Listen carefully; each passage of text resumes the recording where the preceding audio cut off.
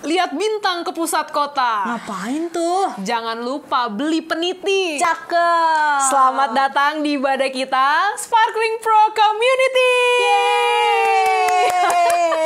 Apa kabarnya nih teman-teman? Semoga teman-teman baik-baik aja ya. Hari ini kita mau sama-sama beribadah lagi ya. Setelah seminggu mungkin ya sibuk kerja, belajar, apalagi cari cuan, sibuk diet, ya beberes rumah, semua sibuk, kita sibuk. Tapi hari yang baik ini kita mau dengarkan firman Tuhan hari ini. Benar teman-teman, yuk kita mau siapin hati kita siapin pikiran kita, badan kita juga dipersiapkan, kasih posisi yang terbaik ketika beribadah. Yuk mari kita beribadah. Mari kita berdoa. Tuhan, thank you buat banyak hal yang Tuhan kerjakan buat hidup kami selama seminggu ini. Kami mau mengucap syukur, kami mau merenungkan kebaikan dan kemurahan hati Tuhan. Hari ini kami mau ibadah Tuhan, berikan kami hati yang haus, jiwa yang fokus untuk kami mendengarkan firman-Mu hari ini. Biarlah hati kami boleh jadi tanah yang subur, tanah yang lembut, untuk kami siap dibentuk oleh Tuhan. Terima kasih Bapa, kami mengucap syukur buat kebaikan dan kemurahan hati-Mu. Di dalam nama Tuhan Yesus, amin. Amin.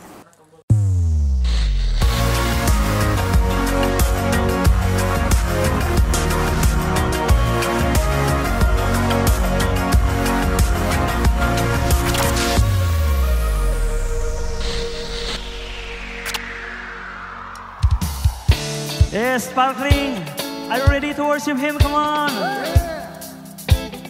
We're gonna praise, we're gonna worship. Let's go. Lord, you are good and your mercy endureth forever. Amen. Lord, you are good and your mercy endureth forever. People from every nation and time, from generation to generation, we worship you. Hallelujah, hallelujah, we worship you for who you are. Oh, we worship you. Hallelujah, hallelujah, we worship you for who you are. You are good. Woo. It's been so good to us. Come on, sing. Lord, you are good and your mercy endureth forever. Lord, you are good and your mercy endureth forever. People from every nation and time, from generation to generation, we worship you. Hallelujah, hallelujah, we worship you for who you are. Come on, worship Him, we worship you. Oh, hallelujah, hallelujah, we worship you for who you are. Say, you are good.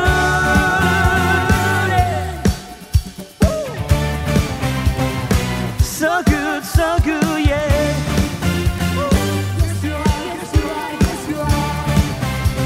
Come on, sing.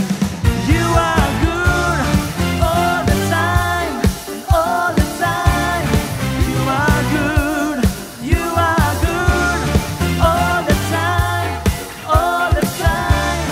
You are good, you are good all the time, all the time. You are good, come on, sing. You are good all the time.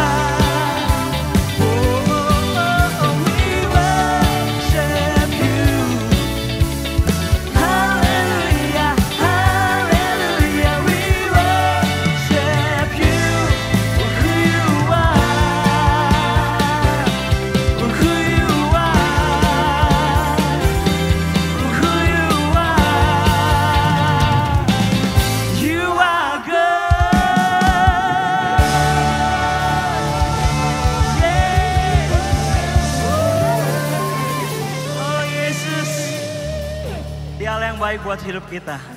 So hari apapun yang sedang kau alami teman-teman, just believe that He's so good to us. Oh Lord, hari kami datang Tuhan, dalam hadirat-Mu Tuhan. Kami menyatakan bahwa hidup kami adalah milik-Mu.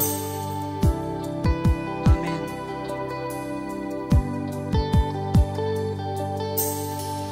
Apapun yang kami alami, Engkaulah Bapa yang mengasihi kami, menerima kami apa adanya. Terima kasih Tuhan.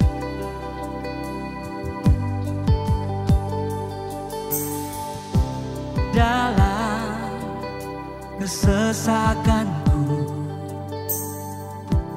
Kau beri kedamaian-Mu. Dalam keraguan ku temukan wajah-Mu.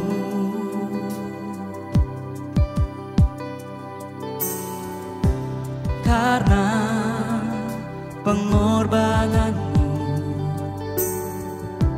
Kau jadikanku baru. Sungguh ku terkagum, amanku di dalam-Mu. Yesus, Kau membuatku sesuai rencana-Mu. Kau memegang setiap musim hidupku. Ku serahkan semua kekhawatiranku.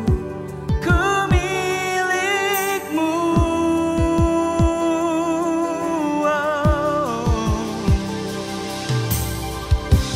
Karena pengorbanan-Mu, Kau jadikanku baru. Sungguh ku terkagum, amanku di dalam-Mu. Yesus, Kau membuatku sesuai rencana-Mu. Kau memegang setiap musim hidupku. Ku serahkan semua kekhawatiranku. Ku milik-Mu.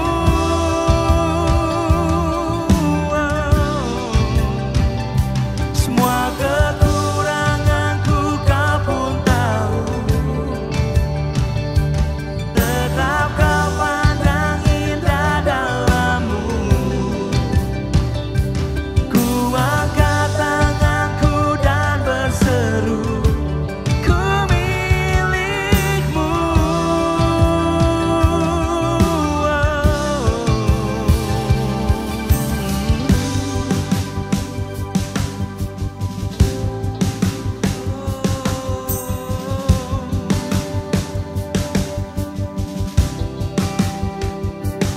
I am yours, now forever. In your grace, I surrender. You are mine, now forever. I'm alive in your wonder. I am yours, now forever. In your grace, I surrender. You are mine, now forever. I'm alive in your wonder.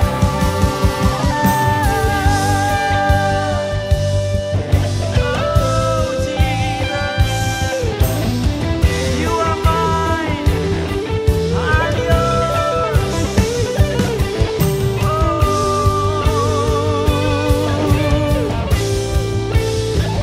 Kami menyembah-Mu Tuhan, Allah penguasa atas hidup kami. Kau membuatku sesuai rencana-Mu. Amin. Kau memegang setiap musim hidupku. Ku serahkan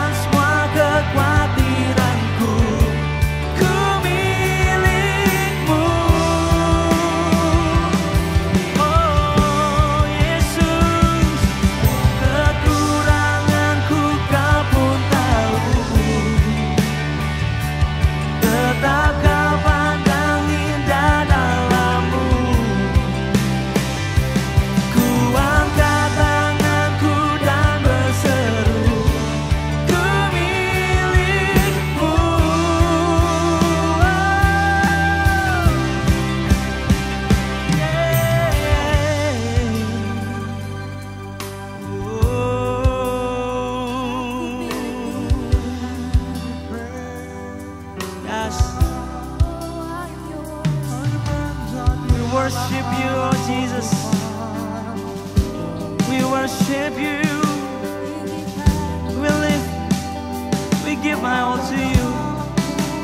We offer our life to you, Jesus. Come on, mari sembah Dia hari ini. Serahkan hidupmu kepada Tuhan. Serahkan kekhawatiranmu kepada Dia. Allah yang memegang hidup setiap kita. Kami milik-Mu Tuhan. Hidup kami hanyalah bagi-Mu Tuhan. Oh. Yesus, Yesus, Yesus. Hidupku menyembah-Mu. Hidupku adalah milik-Mu.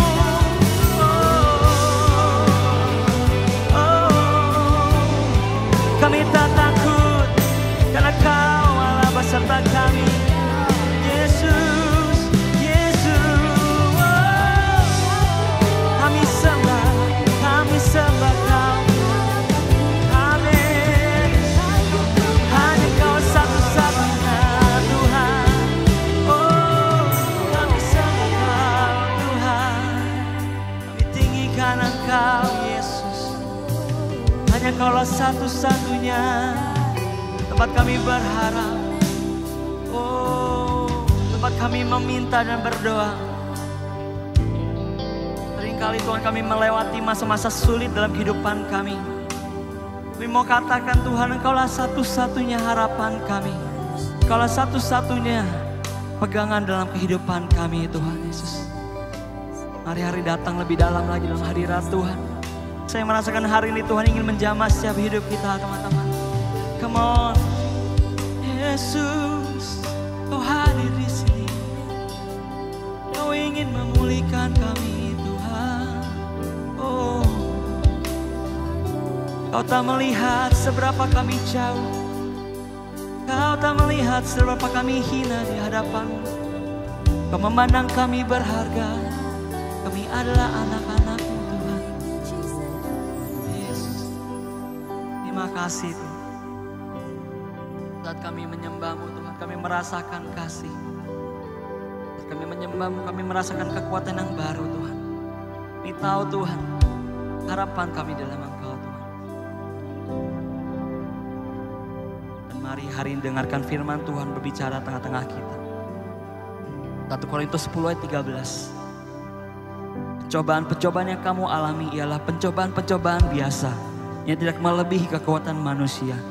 Sebab Allah setia dan karena itu Ia tidak akan membiarkan kamu dicobai melampaui kekuatanmu. Pada waktu kamu dicobai, Ia akan memberikan kepadamu jalan keluar sehingga kamu dapat menanggungnya. Apa yang hari ini kau tanggung teman-teman? Apa yang hari ini menjadi pencobaan pergumulan dalam kehidupan kita? Percayalah firman Tuhan, janji Tuhan ini berkata, saat kita dicobai, Allah kita akan memberikan jalan keluar. Allah kita akan memberikan kita kekuatan untuk kita dapat menanggungnya. Bahkan kita dapat menang dalam setiap persoalan kehidupan kita. Hari kalau kau percaya dan kau terima kekuatan daripada Tuhan, hari ini terimalah daripada Tuhan. Dalam nama Yesus, dalam nama Yesus iman kami bangkit. Dalam nama Yesus harapan kami muncul. Kami percaya kepada firman-Mu. Kami percaya kepada janji-Mu Tuhan. Haleluya.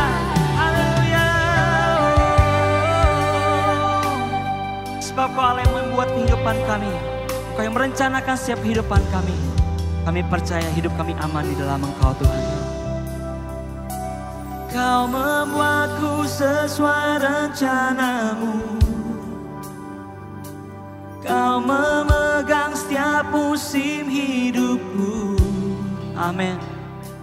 Ku serahkan semua kekhawatiranku ke milik-Mu. Oh Yesus, semua kekuranganku Kau pun tahu. Tetap Kau pandang indah dalam-Mu. Ku angkat tanganku dan berseru ke milik-Mu. Yang percaya mari sembah Dia. Kami percaya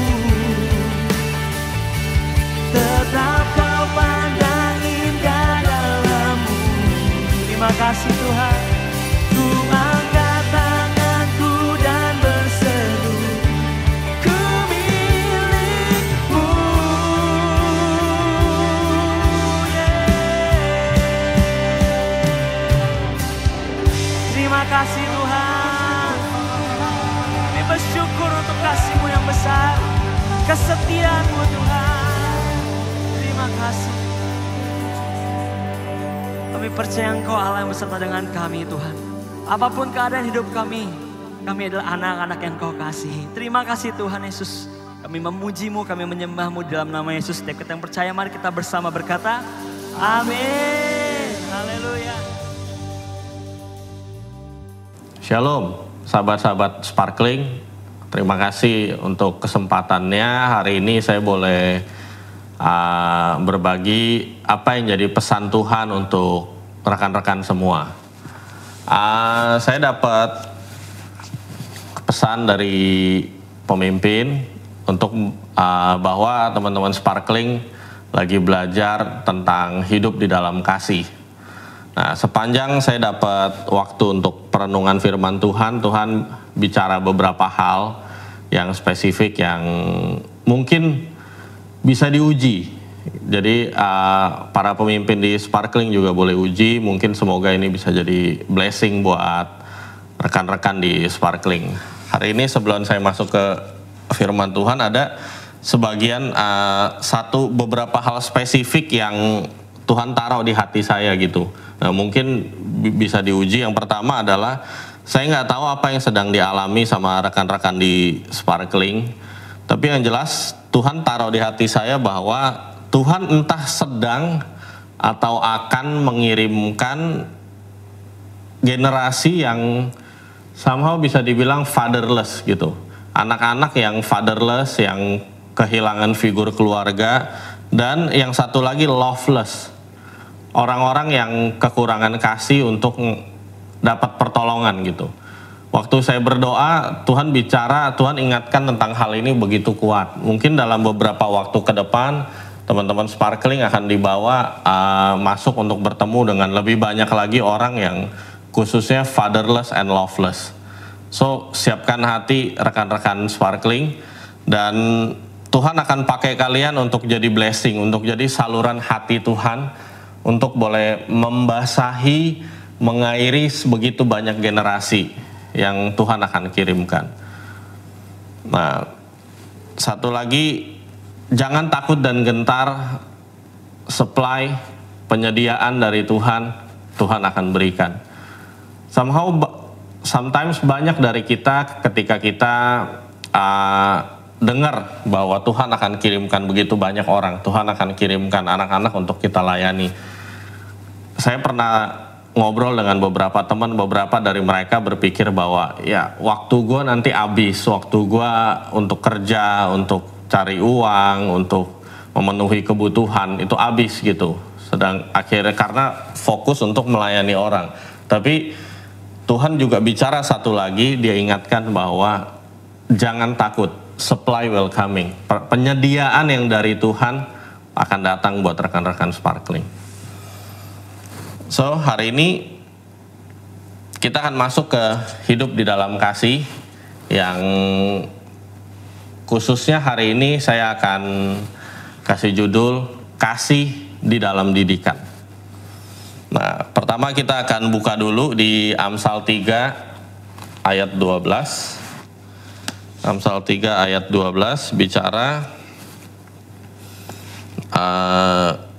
karena Tuhan memberi ajaran kepada yang dikasihinya, seperti seorang ayah kepada anak yang disayanginya.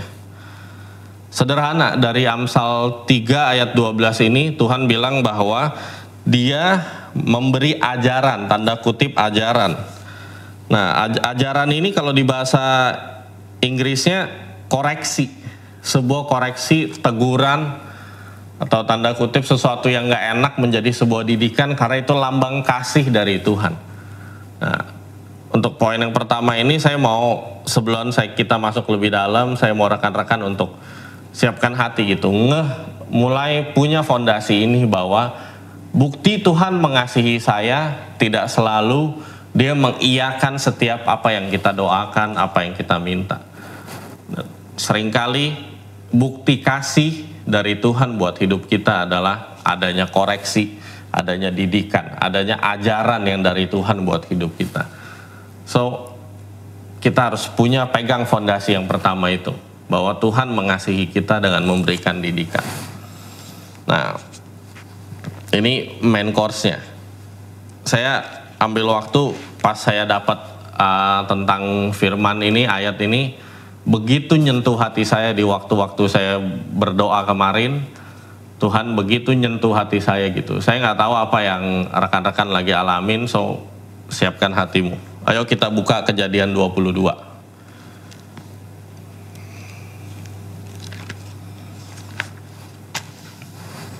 Kejadian 22 ayat 1 sampai 18. Judulnya sederhana. Semua kita pasti udah tahu. Kepercayaan Abraham diuji. Setelah semuanya itu, Allah mencoba Abraham. Ia berfirman kepadanya, Abraham, lalu sahutnya, ya Tuhan, firman-Nya, ambillah anakmu yang tunggal itu yang kau kasihi, yakni Ishak. Pergilah ke tanah Moria dan persembahkanlah dia di sana sebagai korban bakaran pada salah satu gunung yang akan kukatakan kepadamu. Keesokan harinya, pagi-pagi bangunlah Abraham. Ia memasang pelana keledainya dan memanggil 2 orang bujangnya beserta Ishak anaknya. Ia membelah juga kayu untuk korban bakaran itu. Lalu berangkatlah ia dan pergi ke tempat yang dikatakan Allah kepadanya. Ketika pada hari ketiga Abraham melayangkan pandangnya, kelihatanlah kepadanya tempat itu dari jauh. Kata Abraham kepada kedua bujangnya itu, tinggallah kamu di sini dengan keledai ini. Aku beserta anak ini akan pergi ke sana. Kami akan sembahyang, sesudah itu kami kembali kepadamu. Lalu Abraham mengambil kayu untuk korban bakaran itu dan memikulkannya ke atas bahu Ishak anaknya, sedang di tangannya dibawanya api dan pisau. Demikianlah keduanya berjalan bersama-sama. Lalu berkatalah Ishak kepada Abraham, ayahnya, Bapa, sahut Abraham, ya anakku. Bertanyalah ia, di sini sudah ada api dan kayu, tetapi di manakah anak domba untuk korban bakaran itu? Sahut Abraham, Allah yang akan menyediakan anak domba untuk korban bakaran baginya, anakku. Demikianlah keduanya berjalan bersama-sama. Sampailah mereka ke tempat yang dikatakan Allah kepadanya. Lalu Abraham mendirikan mezbah di situ, disusunnyalah kayu, diikatnya Ishak anaknya itu dan diletakkannya di mezbah itu di atas kayu api.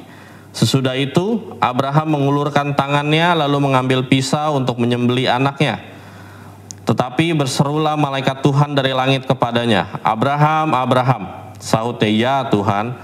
Lalu ia berfirman, jangan bunuh anak itu dan jangan kau apa-apakan dia, sebab telah ku ketahui sekarang bahwa engkau takut akan Allah, dan engkau tidak segan-segan untuk menyerahkan anakmu yang tunggal kepadaku. Lalu Abraham menoleh dan melihat seekor domba jantan di belakangnya yang tanduknya tersangkut dalam belukar. Abraham mengambil domba itu lalu mengorbankannya sebagai korban bakaran pengganti anaknya. Dan Abraham menamai tempat itu Tuhan menyediakan. Sebab itu sampai sekarang dikatakan orang di atas gunung Tuhan akan disediakan. Untuk kedua kalinya berserulah malaikat Tuhan dari langit kepada Abraham.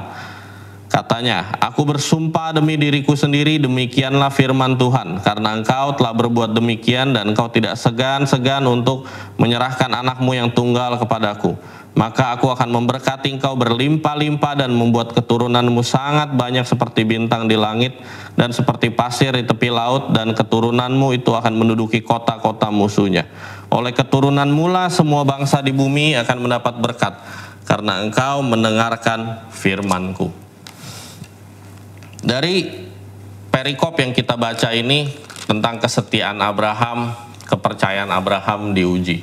Saya yakin banyak dari kita udah tahu tentang story ini, tentang kisah ini. Tapi kenapa saya bacakan lebih lanjut? Karena saya akan membahas hal-hal detail yang mungkin seringkali kita nggak notice gitu. Bahwa apa yang dialami oleh seorang Abraham di malam sebelum besoknya dia harus berangkat bawa Ishak untuk diserahkan, untuk dipersembahkan buat Tuhan di atas gunung. Pernah, rekan-rekan pernah bayangkan, mungkin malam itu saya bisa bayangkan ya, mungkin malam itu Abraham dan istrinya berantem hebat. Saya nggak tahu, mungkin istrinya meragukan Abraham. Mungkin istrinya bilang, lu udah gila, anak yang kita dapat susah-susah, yang Tuhan kasih, Tuhan minta, nggak mungkin, itu pasti suara setan, bukan suara Tuhan gitu. Sesat banget gitu. Tapi Abraham punya iman. Abraham kenal betul siapa Tuhannya. Dia tahu betul suara seperti apa yang bicara sama dia. Dia kenal betul. Itu yang seringkali membuat ketika seorang hamba Tuhan, seorang yang begitu kenal dengan Tuhan, membuat sebuah keputusan-keputusan yang mungkin buat kita kebanyakan orang nggak masuk akal gitu. Itu didasarkan, kalau saya bisa bilang, Abraham bisa mengambil keputusan ini berdasarkan sebuah iman, kepercayaan karena adanya sebuah hubungan, adanya hubungan kasih. Nah, saya akan langsung mulai dari yang part pertama. Di ayat 1 aja udah dibilang, setelah semuanya itu Allah mencoba Abraham. Setelah apa? Di sini tulis setelah semuanya itu. Setelah apa? Pertanyaannya kan gitu. Pertanyaannya kan seperti itu. Kalau rekan-rekan boleh buka di pasal-pasal sebelumnya, di sini pasal-pasal sebelumnya ada kisah tentang Sodom dan Gomora, ada kisah tentang Lot, ada kisah tentang bagaimana Abraham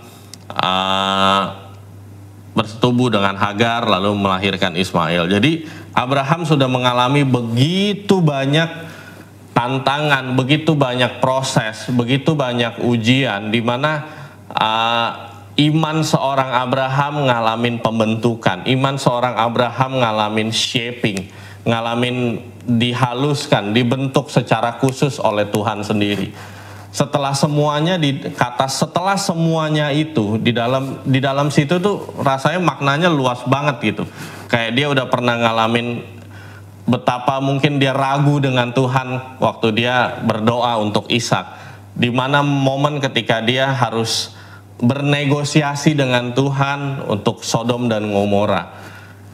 Ketika mungkin dia disakiti oleh Lot di saat Lot yang sebenarnya adalah keponakannya memilih, dia izinkan untuk memilih tanah duluan, yang mana yang dia boleh pilih, yang seharusnya sebenarnya dia yang harusnya boleh milih duluan karena dia pemimpin perjalanan ini. Tapi dia merendahkan hatinya, dia izinkan Lot pilih dulu tanah. Akhirnya Lot pilih Sodom dan Gomora. Buat saya di ayat pertama ini aja udah menggambarkan begitu banyak hal gitu. Setelah semuanya ini. So, rekan-rekan boleh cek. Setelah semua yang rekan-rekan Sparkling udah alamin dari bertahun-tahun yang lalu sampai hari ini, apa yang kau bisa simpulkan?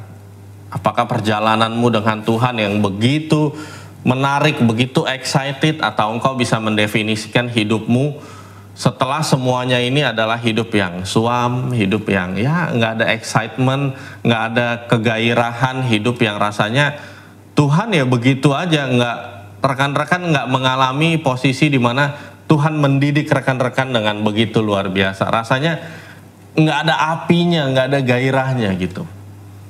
Nah, mungkin kalau itu yang rekan-rekan alami, rekan-rekan boleh datengin pemimpinmu, minta didoakan.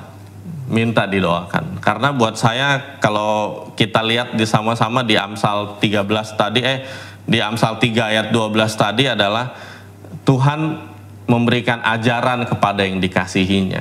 Jadi mungkin kalau rekan-rekan nggak mengalaminya enak-enak terus, belum ngalamin bagian yang didikan atau ajaran, nah, tonton, minta pemimpinmu doakan, gitu. Biarkan engkau mengalami tanda kutip kasih Tuhan melalui ajaran-ajaran yang dia berikan buat hidupmu. Oke, ya kita lanjut. Jadi kenapa ditulis setelah semuanya itu? Buat saya sederhananya Abraham memiliki daya tahan. Abraham punya kekuatan, punya daya tahan yang begitu luar biasa, yang membuat dia udah bisa ngelewatin begitu banyak tantangan. So, kisah Ishak ini, this is the final test. It's like the final test, ujian terakhir dari Tuhan buat seorang Abraham.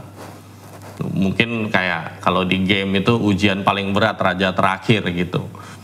Nah, yang selanjutnya gini, apa yang kita bisa belajar dari Abraham? Abraham itu kan punya kekuatan yang luar biasa.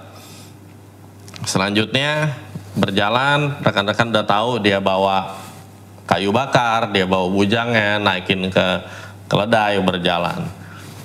Di ayat 5 menarik, bujangnya ditinggal. Bujangnya Abraham ditinggal di kaki gunung, dan Abraham beserta Ishak berjalan naik. Yang menarik adalah kenapa mereka ditinggal. Seharusnya yang jadi pertanyaan adalah ketika bawa kayu bakar, mungkin dengan ada bujangnya semua akan jauh lebih mudah. Ketika sampai di atas gunung, bujangnya bisa bantu susun kayu, mempersiapkan buat altar persembahan. Tapi kenapa bujangnya itu ditinggal? Jawabannya sederhana, adalah tidak semua orang bisa melewati sebuah perjalanan panjang, sebuah perjalanan didikan bersama Tuhan. Tuhan izinkan hanya tanda kutip orang-orang yang dikasihinya, gitu. Jadi kalau teman-teman mau terus berjalan masuk, bersepakat dengan Tuhan, masuk dalam perjalanan kesetiaan dengan Tuhan, nah engkau harus siapkan hatimu. Di momen itu mungkin Abraham tahu, Abraham berpikir seperti ini, seandainya bujangnya naik, lalu ternyata yang dikorbankan adalah Ishak, mungkin bujangnya bisa seret, bisa tarik-tarik Abraham, nih Tuhan gue gila nih, Tuhan gue nggak beres nih, Tuhan gue pasti salah nih, masa anaknya yang mau dipotong gitu. Akhirnya daripada hal-hal seperti itu terjadi, Abraham memutuskan untuk meninggalkan bujangnya. Orang-orang yang tanda kutip mungkin akan jadi batu sandungan buat perjalanan kita bertemu dengan Tuhan, perjalanan kita bertumbuh masuk dalam proses dan didikan Tuhan yang lebih lagi. Gitu. So jangan takut untuk kehilangan orang-orang yang nggak baik, karena firman Tuhan bilang pergaulan yang buruk merusakkan kebiasaan yang baik. Jadi seringkali mungkin Tuhan izinkan orang-orang yang tidak sesuai dengan rencananya, yang kau biarkan ada dalam hidupmu itu menyingkir. Itu bukti kasihnya. Nah nanti next Tuhan akan kirimkan orang-orang yang luar biasa untuk berjalan bersamamu, untuk menuju destiny, menuju rencana Tuhan yang ajaib. Oke, nah selanjutnya kita belajar apa? Nah, yang menarik di sini kita langsung belajar dari Ishak.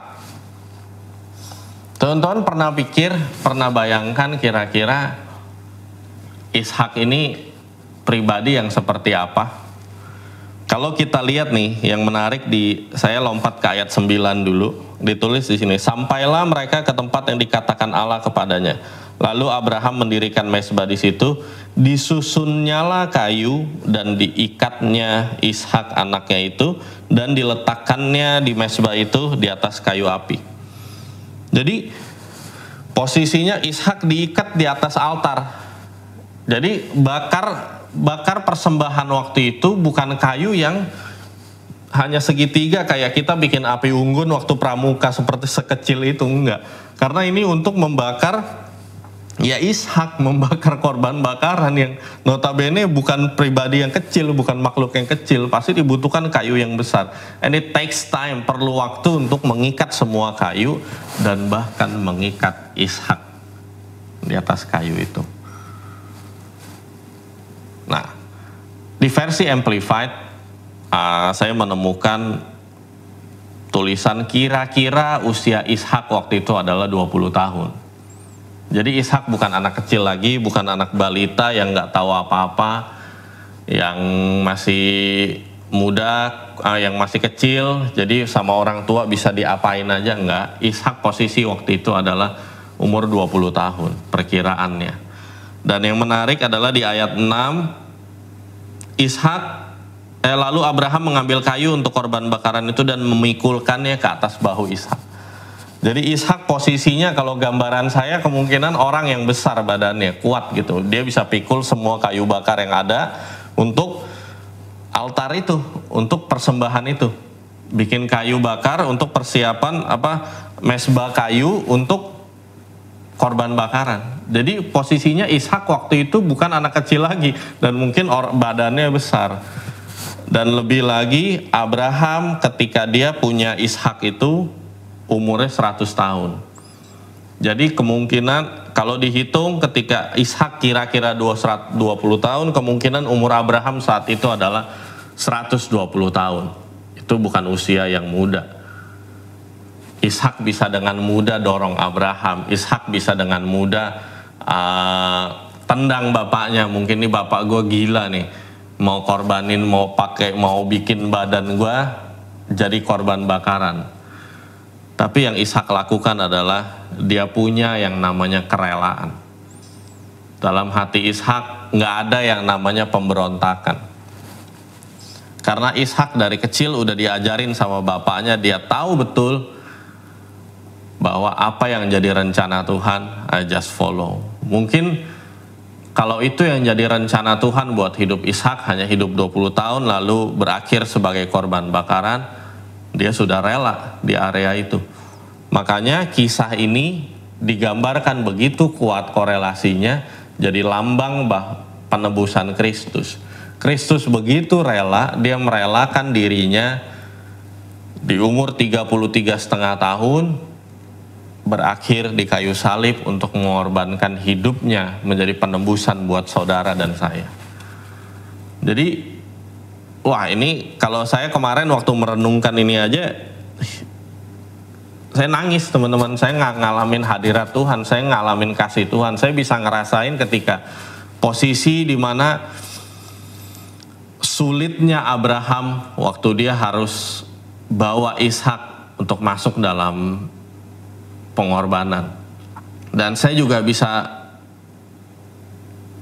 membayangkan gitu, kira-kira Ishak hari itu betapa dia berat hati mungkin ya, tapi dia punya kerelaan. Dia punya hati yang tidak memiliki pemberontakan gitu. Dia punya hati yang siap untuk mengikuti rencana Tuhan secara utuh, even harus mematikan hidupnya sendiri. Dia sudah punya penyerahan total. Nah, saya bisa bilang di sini, ada banyak orang ketika dia ikut Tuhan, dia bilang hidup dalam kasih Tuhan, yang dia pikir adalah ikut Tuhan itu semua enak. Karena based on promosi kekristenan yang salah. Ada banyak orang promosi tentang Tuhan adalah ikut Tuhan sakitnya sembuh. Yes, sakitnya sembuh. Ikut Tuhan dilepaskan, yes dilepaskan. Ikut Tuhan tanda kutip kaya secara finansial. Ikut Tuhan hidupnya makmur. Ikut Tuhan hidupnya happy.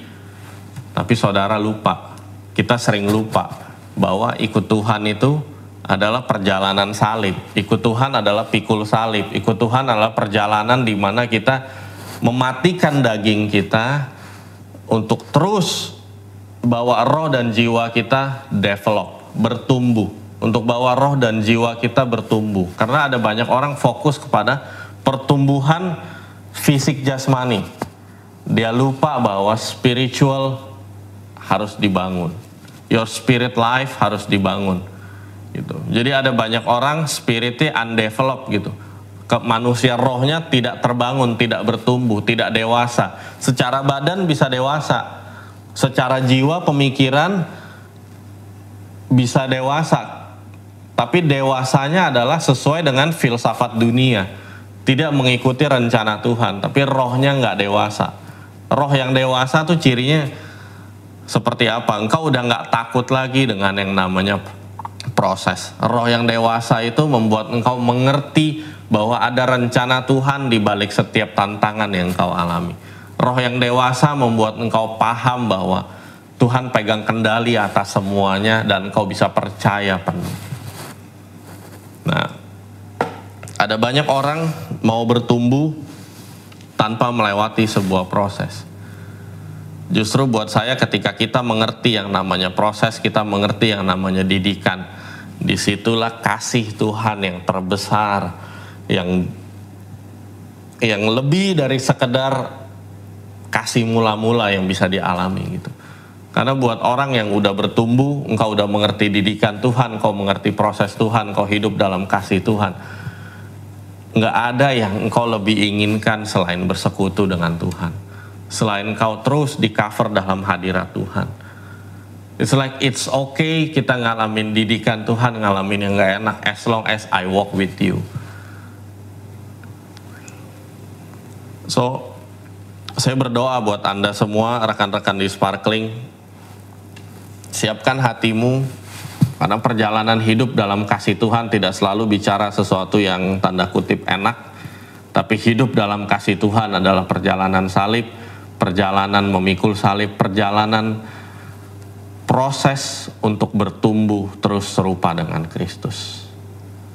Nah, rasanya tanggung kalau saya hanya bicara sampai sini.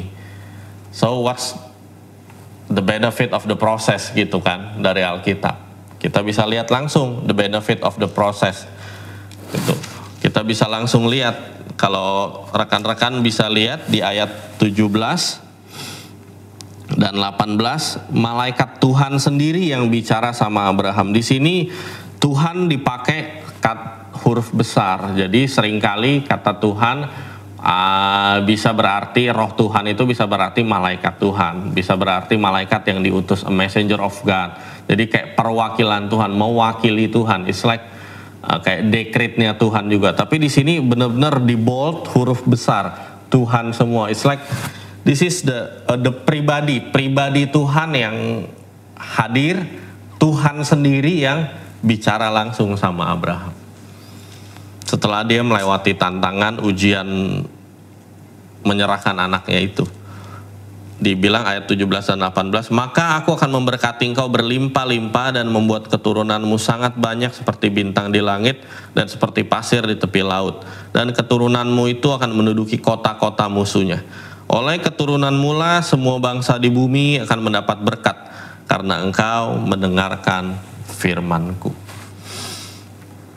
Kalau saya bisa bilang bahasa sederhana adalah your obedience brings blessings to others. Ketaatanmu, kerelaanmu untuk hidup mengikuti proses didikan yang Tuhan berikan buat hidupmu, Dia akan pakai engkau lebih lagi untuk menjadi berkat buat begitu banyak orang yang Dia akan percayakan untuk bertemu Tuhan lewat hidupmu. Ayat terakhir,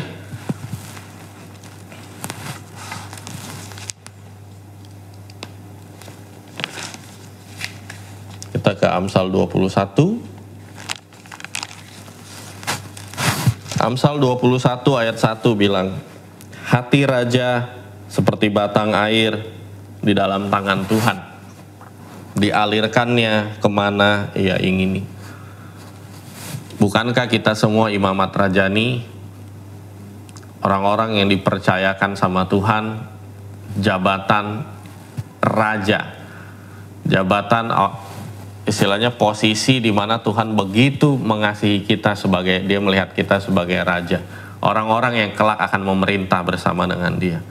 So if you doesn't prepare your heart, if you don't prepare your heart, kalau engkau nggak siapkan hatimu dengan sungguh-sungguh dari sekarang, hatimu nggak akan bisa seperti batang air yang bebas dialirkan sama Tuhan kemana Dia mau untuk jadi berkat buat banyak orang. Karena engkau mau pegang hatimu sendiri, engkau nggak izinkan Tuhan bawa. Mungkin hari ini Tuhan suruh engkau berkati orang itu, Tuhan mau gerakan hatimu untuk mengikuti arah hatinya kemana. Mungkin Tuhan gerakan hari ini, Tuhan ingatkan engkau dengan orang-orang yang harus engkau doakan, yang harus engkau telepon, engkau WhatsApp, mungkin yang lagi takut, yang lagi ngalamin beban berat, yang lagi stres karena COVID, karena pekerjaannya nggak ada, atau karena ada anggota keluarganya yang dipanggil pulang ke surga. Mungkin engkau diingatkan untuk kontak mereka, sekedar mendoakan, menguatkan mereka, tapi engkau nggak siap. Engkau bilang mungkin aku nggak mau. aku nggak suka atau apapun alasannya. Engkau belum siap jadi hati raja, seperti hati raja yang jadi batang air yang dialirkan Tuhan. So, siapkan hatimu untuk ngalamin didikan Tuhan. Biarkan hatimu jadi batang air di tangannya. Kau siap dialirkan kemana Tuhan mau. Izinkan saya berdoa buat rekan-rekan hari ini. Mari kita berdoa. Tuhan, kami datang ke hadapan-Mu. Hamba bersyukur dapat kesempatan untuk boleh menyampaikan pesan-Mu buat rekan-rekan di Sparkling. Hari ini aku berdoa Tuhan buat setiap sahabat-sahabatku di Sparkling Tuhan yang menonton siaran ini juga dimanapun mereka berada. Aku berdoa Tuhan biar mereka ngalamin perjalanan kasih dengan Engkau, perjalanan kasih dengan didikan-Mu. Mereka ngalamin perjalanan kasih dengan setiap koreksi yang Kau berikan buat hidup mereka. Aku berdoa Tuhan biar ada kedewasaan yang Kau bawa untuk setiap sahabat-sahabatku boleh bertumbuh naik. Aku berdoa biar ada hati yang lembut, hati yang mau dibentuk, dan hati yang siap untuk jadi batang air Tuhan. Di tangan Tuhan untuk bisa mengalir kemana Tuhan arahkan setiap kami untuk bergerak sesuai dengan kehendak-Mu. Aku berdoa Tuhan dimanapun setiap kami berada, setiap yang sakit, Tuhan yang sembuhkan dalam nama Yesus. Setiap yang mungkin berduka karena kehilangan orang-orang yang dikasihi, biar hari ini Tuhan mendapat kekuatan baru, ada penghiburan. Kami sadar bahwa Tuhan gak pernah meninggalkan kami. Aku bersyukur Tuhan buat kesempatan ini. Terus pimpin setiap kami, terus berkati setiap kami, terus didik setiap kami. Bahwa setiap kami bertumbuh lebih lagi mengenal Engkau, mengenal pribadi-Mu. Seperti Abraham yang terus bertahan di masa sukar, yang punya daya tahan Tuhan untuk melewati semua tantangan. Karena kami berjalan bersama dengan Engkau. Terima kasih Tuhan. Hamba serahkan dalam tangan-Mu. Di dalam nama Yesus kami berdoa. Amin. Amin. Amin. Tuhan memberkati. Mari kita bersatu dalam doa. Bapa, kami mengucap syukur buat pagi ini. Terima kasih Tuhan buat segala anugerah yang Kau berikan. Sebab kasih karunia-Mu selalu baru setiap hari Bapa. Terimalah anugerah dari Allah Bapa, cinta kasih dari Yesus Kristus, dan persekutuan dari Roh Kudus yang akan memampukan kita untuk terus senantiasa berubah, semakin serupa dengan Kristus, semakin mengasihi Tuhan dengan segenap hati, dengan segenap jiwa, dengan segenap akal budi, dan mengasihi sesama manusia. Amin. Hai guys, gimana? Terberkati dengan khotbah hari ini? Wow, luar biasa ya. Ada beberapa pengumuman juga yang perlu kita simak untuk minggu ini. Yang pertama, kami nggak mau bosan-bosan buat ingetin teman-teman jangan lupa untuk saat teduh. Nah, saat teduhnya teman-teman bisa baca atau renungkan bahan saat teduh dari Departemen Pengajaran Abalov Palem. Kita mau sama-sama belajar dan juga merenungkan firman Tuhan. Materi nanti akan di-share setiap 2 minggu sekali oleh GA dan juga GS. Pastikan kamu sudah mempunyai materinya ya. Yang kedua, kita akan ada jurnal Pro Sparkling, so siapin diri kalian untuk kita rajin dan juga setia mencatat, tidak hanya mencatat firman Tuhan, tapi juga mencatat setiap hal yang menarik dan kita bisa bagiin nanti ketika kita komsel. Siapa di sini yang udah rindu untuk beribadah di gereja? Wah, kita harus sedikit lagi ya bersabar. Nah, untuk mengobati kerinduan kita terhadap ibadah bersama-sama, pada tahun ini kita akan mengadakan ibadah virtual via Zoom. Nah, nanti akan ada 2, Sparkling Tense dan juga Sparkling Pro secara ganti-gantian per 2 minggu sekali. Nah, pastikan teman-teman join dan bergabung. Kita akan ada ibadah di 10.30 via Zoom. Pastikan teman-teman juga mendapatkan linknya dari GA dan GS teman-teman. Yuk, sama-sama ibadah, saling terkoneksi, dan bersama kita akan semakin kuat untuk menghadapi pandemi ini. Yang terakhir ada juga pengumuman kita masih bisa melakukan persembahan dan juga perpuluhan melalui rekening gereja. Langsung aja nih di capture ya. Oke guys, itu aja informasinya. Jangan lupa selalu jaga kesehatan dan juga disiplin menerapkan protokol kesehatan. Sampai jumpa di minggu depan. God bless.